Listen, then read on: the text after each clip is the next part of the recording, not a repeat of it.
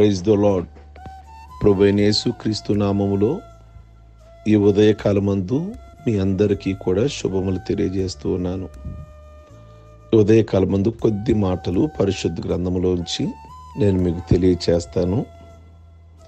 లూకా సువార్త 19వ అధ్యాయము 1 నుండి 10 వచనాలలో ఒక లేఖన భాగం కనబడుతుంది. సుంకపు గుర్తుదారుడైన జక్కయ్య యేసు ఎవరో అని చూడగోరగా తాను పొట్టివాడైనందువల్ల జనులు గుంపుగూడినందున యేసును చూడలేకపోయాడు. అతడు యేసును చూడడానికి జనులు అడ్డుగా వచ్చారని తన ఆశ ఎక్కడ విఫలమైపోయిందో అనుకుంటూ నిరాశతో వెనుదిరగలేదు. కానీ తగిన మార్గాన్ని వెతుక్కున్నాడు. యేసును చూడాలని అయితే ఆశ ఉంది, యేసు దగ్గరికి వెళ్ళాలని అయితే ఆశ ఉంది. కానీ కొన్ని రకములైనటువంటి ఆటంకాలు తనకెదురైనప్పుడు దాన్ని అలాగే తన ప్రయాణాన్ని వెనుతిరిగి అతను సాగలేదు. కానీ మనసుంటే మార్గం ఉంటుంది అని లోకంలో ఒక సామెత ప్రకారం వెంటనే తన మనసులో మేడి చెట్టు ఎక్కాలి అని మెరుపులాంటి ఆలోచన వచ్చేసరికి మేడి చెట్టు ఎక్కి కూర్చున్నాడు. చాలామంది దేవుని కార్యాలు చేయలేకపోవడానికి కారణం తీరిక లేక కాదు, కానీ మనస్సు లేకే. ఎరుకో పట్టణంలో గుడ్డివాడు, యేసు దావీదు కుమారుడా నన్ను కరుణించుము అని కేకలు వేస్తున్నాడు. ఆ గుడ్డివాడిని మిగిలిన వారు ఊరుకొండమని జనులు గద్దిస్తారు. అయితే ఆ గుడ్డివాడు వారిని ఎంత మాత్రం పట్టించుకోకుండా మరీ ఎక్కువగా కేకలు వేస్తాడు. మనకు దేవుడు అనుగ్రహించే రక్షణ, దేవుడు మనకు అనుగ్రహించే ఆశీర్వాదాలు, దేవుడు మనకు సిద్ధపరిచిన ఆ దీవెన, మేలులు, స్వస్థత పొందకుండా, ఆయన చిత్తము జరగకుండా కొన్నిసార్లు మనుషులు మనకు ఆటంకంగా మారతారు. జక్కయ్యకి యేసును చూడడానికి వెళ్ళాడు, కానీ జనులు ఆటంకంగా మారారు. గురుడివాడు స్వస్థత పొందాలి అని అనుకున్నాడు, జనాలు ఆటంకపరిచారు.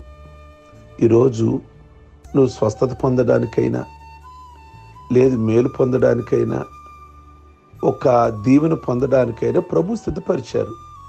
కానీ అనేకమైన ఆటంకాలు. ప్రియ దేవుని బిడలారా, ఒక ప్రార్థనలో ఒక కూటంలో దైవజనుడు వాక్యం అందిస్తూ ఉన్నాడు. ఆ వాక్యం అందించిన తర్వాత ఆ సేవకుడు అన్నాడు, బాప్తిసం పొందేవారు ఎవరైనా ఉన్నారా అనగానే అక్కడ కూర్చున్న ఒక సహోదరితో దేవుడు మాట్లాడాడు గనక ఆవిడ బాప్తిజం పొందడానికి చెయ్యెత్తింది. అయితే ప్రక్కనున్న సహోదరి వెంటనే ఆ చేతిని క్రిందకు దించేసింది. అయితే ఆ చేతిని దించేస్తారని ఎడమ చెయ్యెత్తుద్ది ఆ సహోదరి.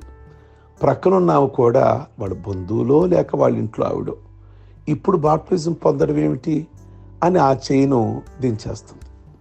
వెంటనే ఈమె వాళ్ళిద్దరినీ కూడా విదిలించుకొని లేచి నిలబడి బాప్టిజానికి సిద్ధపడుతుంది.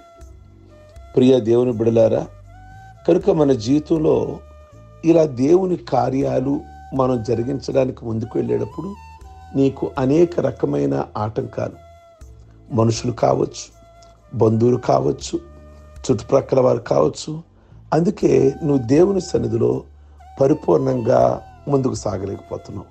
కనుక ఈ విధమైన ఆటంకాలను మనము గనక ఎదుర్కోకపోతే దేవుని చిత్తము ఎన్నటికీ జరిగించలేము. ఈ ఉదయకాలం ముందు దేవుని మాటలు వింటున్న మీరందరూ కూడా ఏ విధమైన ఆటంకములు ఉన్నప్పటికీ కూడా దేవుని సన్నిధికి ఎప్పుడైతే ఆదివారం వద్దామనుకుంటామో అప్పుడే ఆటంకాలు, ఎప్పుడైతే రక్షణ పొందుదామనుకుంటామో అప్పుడే రకరకాల ఆటంకాలు. దేవుని కొరకు ఏది చేద్దామన్నా కానీ, ప్రియ దేవుని బిడలారా, ఇంకా మీలో ఎవరైనా రక్షణ పొందిన వారు ఉన్నారా? ఏ విధములైన ఆటంకాలు, రక్షణ పొందిన వారు దేవుని సన్నిధిలో సాగండి. ఇశ్రాయేలులతో ప్రభు అంటారు కదా, ఆ ఎర్ర సముద్రం దగ్గర నిలబడినప్పుడు వాళ్ళు మౌనంగా ఉన్నప్పుడు ప్రభు అన్నారు, మీరు సాగిపోండి, మీరు సాగిపోండి. ఎర్ర సముద్రం గుండా వారికి దారిచ్చి నడిపించిన దేవుడు మీ ఆత్మీయమైనటువంటి జీవితంలో ప్రతి ఆటంకాల్ని కూడా ఎదుర్కొంటూ దేవుడు సిద్ధపరిచిన దీవెన మీరు పొందుకోమని ప్రభు పేరిట మీ అందరికీ మనవి చేస్తున్నాను. ప్రార్థించుకుందాం. సర్వశక్తి కలిగిన తండ్రి, మీ గొప్ప నామమును బట్టి మీ కొందనాలు స్తోత్రాలు చెల్లిస్తున్నాం. ఆత్మీయమైన జీవితంలో ప్రభువా, అయ్యా స్వస్థతను పొందడానికి ఓ గుడ్డివాడు వస్తే ఒక రకమైన ఆటంకం, జక్కయ్య మిమ్మల్ని చూడాలి అంటే మరొక రకమైన ఆటంకం.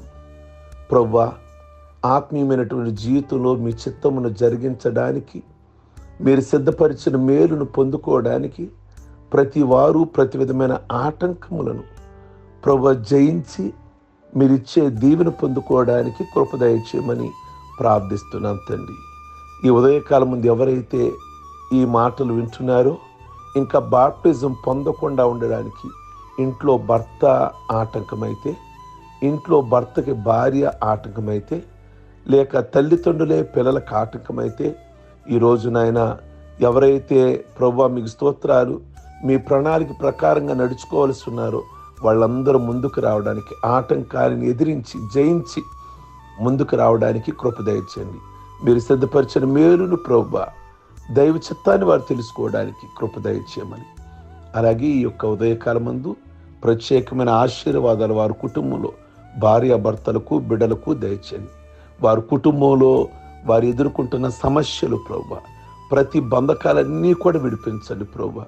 వేటి కొరకు మీ బిడ్డలు భారంగా ప్రార్థిస్తున్నారు, ఆ ప్రార్థనలో వారికి జయాన్ని దయచేయమని ప్రార్థన చేస్తున్నాం.